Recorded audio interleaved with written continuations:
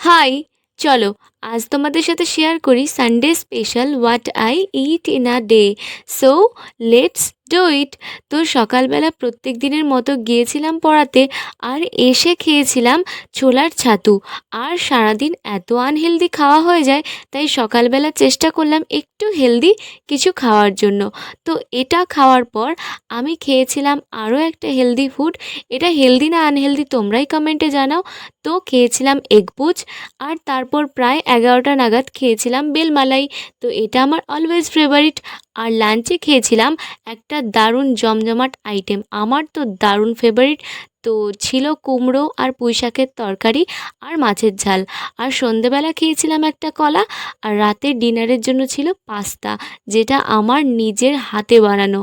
তো এটা খেয়েই আমি আমার ডিনারটা কমপ্লিট করলাম। So stay tune for the next video. তো দেখা হচ্ছে নেক্সট ভিডিওতে। বাই।